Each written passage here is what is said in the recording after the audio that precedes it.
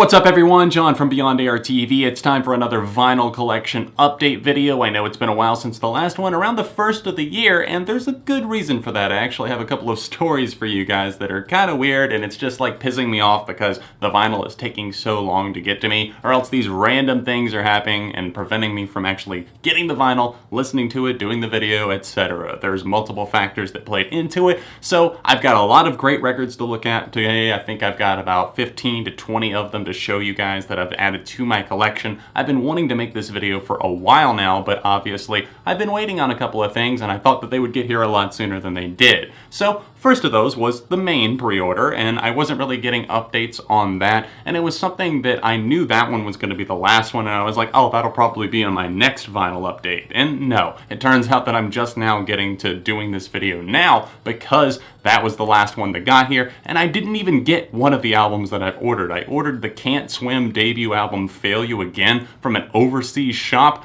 I don't think I'll be doing that again, honestly. It had a cool color to it. It was like a mint swirl type thing. I ordered it on March 7th and it still hasn't arrived over a month later, which is just insane. I've contacted them and they were like, well, it says it was out for delivery, but with these foreign international things, we don't really know. The Mains album didn't really come with any tracking info. I just randomly got it out of the blue. It said it had shipped and then it just showed up like a week or two later whenever it said that it was just still in California somewhere. And I was like, well, great that it's here. And it's also a different color than the one that I thought that I pre-ordered on the web store, but I'll show you in just a minute. The final story has to do with the Creeper album, and that's something that I had pre-ordered all the way back last fall, and then I double checked to make sure I had pre-ordered it again in January, and I'm pretty sure I had, and then I contacted Roadrunner Records after the album had already come out, and it had been a week since the album's release for Eternity in Your Arms, and I still hadn't gotten it, and I was like,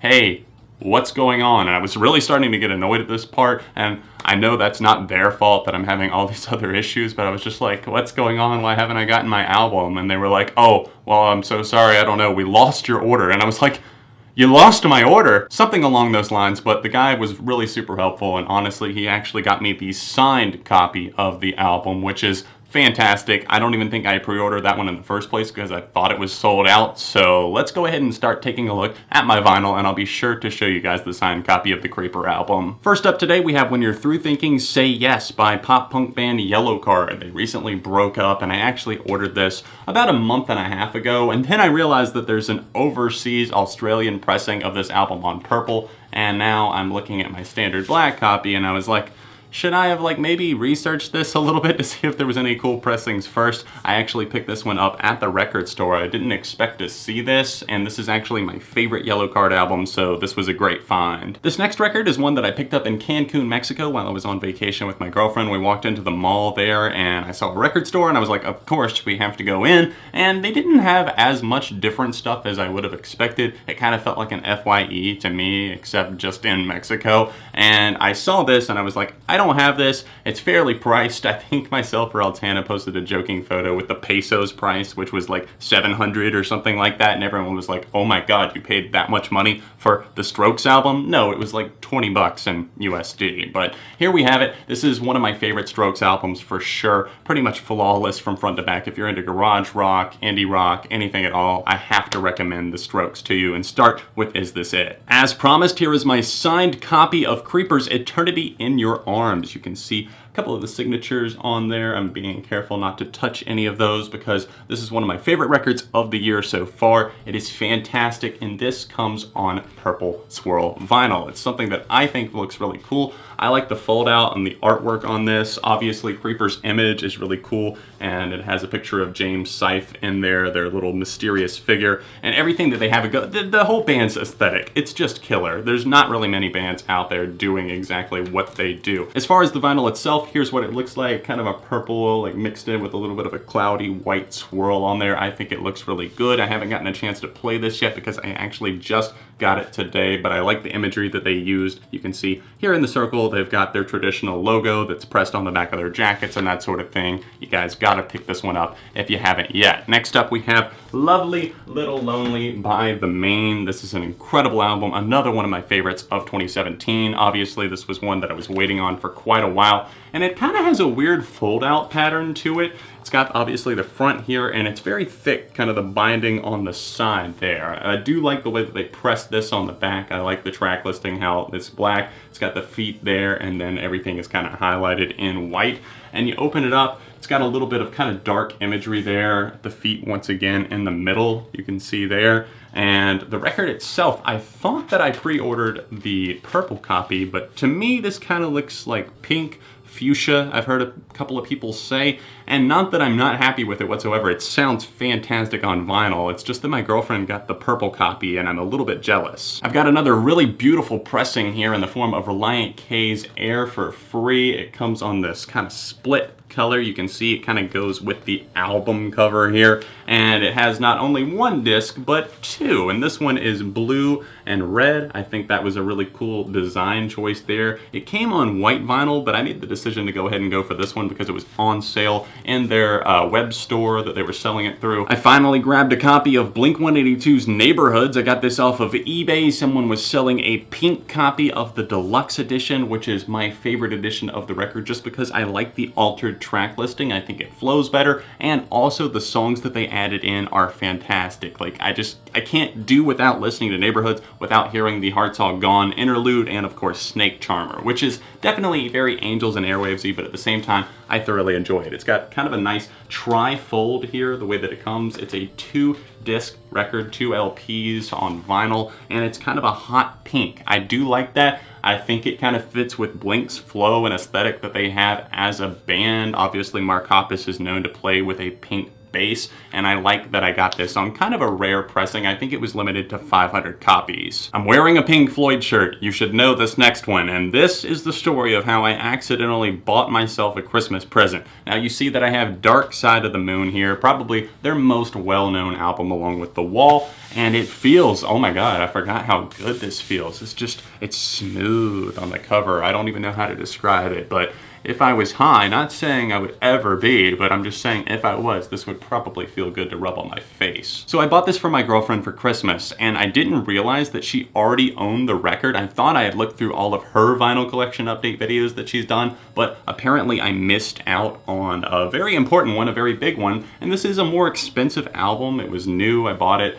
online somewhere. I can't even remember where I bought it at this point, but it was a more expensive one. It is pressed on very, very high quality, 180 gram vinyl. I love this record. It sounds fantastic on vinyl, but since she already had it, she was just like, well, you can gift it to yourself, and that's how I bought myself an expensive Christmas present. Car Seat Headrest Teens of Denial was showcased in my last vinyl update, but I'm just here to show it to you again because if you're not listening to this album on vinyl, I mean, you're missing out. Come on. I'm really glad I listened to some of my viewers whenever they told me to check out Highly Suspect. I talked about them very briefly in my Grammys reaction to the nominations video, and people were like, oh, you haven't heard of Highly Suspect, you gotta listen to them. Their album just came out, and I know that this one, in most people's eyes, is probably not as good as their debut, but I thoroughly enjoyed The Boy Who Died Wolf, and this came on blue vinyl. I got this one on Amazon. I think it's a really pretty color of blue, and I've only gotten the chance to play this on vinyl once so far. I don't have as much time to listen to records as I did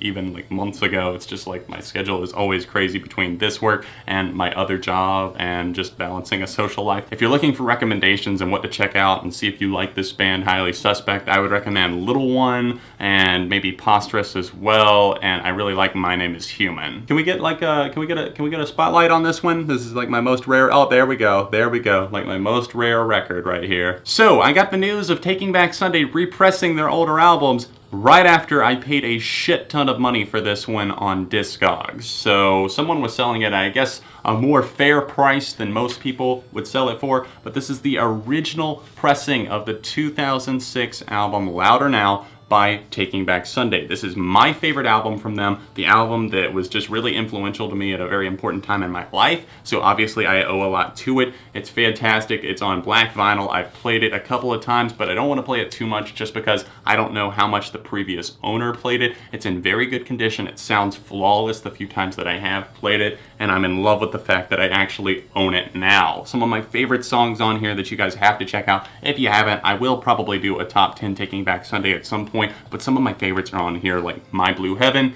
Make Damn Sure, and Error Operator. Oh, what a beautiful record this is. This is the prettiest album that I have in my entire collection, and I'm so glad that I went ahead and bought it and that I didn't get it on black vinyl. I was originally planning to do that. I had it pre-ordered, but I was just like, you know what, let's go out on a limb and let's get this Hot Topic edition. Even though it didn't look that pretty online, once I got it, oh my god, this is just, it reminds me of like Easter for some reason because it looks like somebody dyed an egg on here. It's like a mix of like a cream color and a purple color, and it looks even better in real life. This doesn't do it justice because once it's sitting on the turntable and you're just sitting there, I posted a picture of it on my Instagram if you're really curious, if you want to see like a higher quality look at it. I highly recommend doing so because this record is beautiful, it sounds great, and this is probably the best Panic at the Disco record along with obviously Fever. This was a random purchase for me. I saw it on Amazon on sale and I went ahead and grabbed it. I really like Silver Sun Pickups, and Carnivus is probably the album that I'm into the most. This was their debut, kind of shoegazy, rocky. Obviously you probably know the song Lazy Eye, their biggest hit. It's been used in a lot of commercials, movie trailers, that sort of thing, so probably even if you don't know Silver Sun Pickups,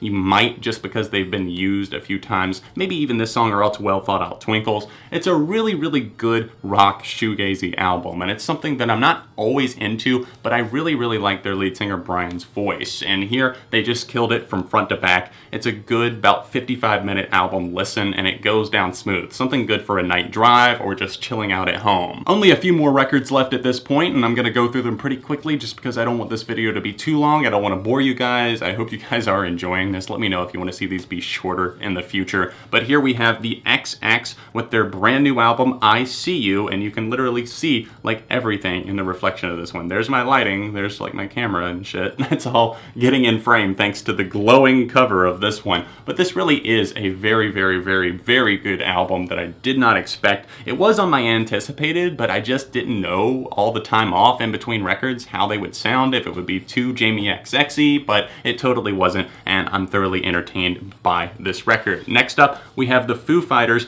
with Wasting Light. This is probably my favorite album from them, one of my favorite albums of 2011. I was just so excited just by how rocky it is. It's just very relatable in a lot of ways. There's a lot of relationship-centric tracks. There's a lot of anger, and there's also some raw emotion here, and I love Dave Grohl as a vocalist. He really put forth some of his best work on this project. The guitars and just the drumming from Taylor, it was fantastic through and through. Next, we have the Wonder Years with their most recent album, No Closer to Heaven. I think they're already starting work on another one, and I didn't pick this up until I actually bought my girlfriend a copy, and then I was like, this is so pretty that I'm gonna have to get one for myself. It's kind of like a tricolor swirl, and this is a really, really great album, but I think I love the vinyl even more. I had to have this. You can see, once again, like I talked about in my last vinyl update with the Young the Giant record, it's kind of like a Neapolitan effect. 3 different flavors all in one. And here we have the cream color, the vanilla, the blueberry, and the strawberry, and a little bit of something else, you know, it just kind of bleeds in with a little bit of green there. You can see the little stripe that's almost kind of fading towards the center of the record. I think it's beautiful. One of my favorite records that I own. And finally, last but definitely not least, is a recent album from the UK band Temples. This is something that I had to order from overseas, and I know I said I wouldn't be doing that probably, but I ordered this one before the Can't Swim one, and this one actually showed up within about a week and a half. And I only got this because I did want the colored copy of it, and can I just say that I love this band's aesthetic. They look like they're straight out of the 60s. Temples are really, really cool. Their debut album, Sun Structures, was good, but I think this one's even better. It definitely takes influence from Tame Impala, Kevin Parker, kind of a synth pop, synth rock, psychedelic direction, and I really, really love that about it. And here we've kind of got like an effervescent orange glow, and I like that. I don't even know. I don't have any other records that look like this. And I know you probably can't even really tell that well on camera, but it's kind of see-through. It's not totally, it's a little bit cloudy in there, but at the same time, it just kind of fits with this record's theme somehow, so I love it. There you have it, ladies and gentlemen. That is a wrap on my vinyl collection update for April 2017. I'm gonna try to do these more often, maybe every other month instead of 3-month delays between them. Last time it was because I was waiting till Christmas and birthday. This time it was because I was waiting for multiple records to come in the mail that I wanted to show you guys. So hopefully I will have another one in June for you if I have enough records that I pick up and I think that they're worth showing off to you guys. Let me know which ones you're most jealous of in the comment section down below, or what you've picked up recently. And other than that, yeah, let's cut to the outro card. Leave a like on the video and subscribe to the channel, because friends don't let friends go unsubscribed. Click over in the corner if you'd like to support on Patreon. My last vinyl update, click right here, or a recent video on Beyond ARTV, click over here below me. Social media linked in the description, and I'll see you very soon right here on Beyond ARTV.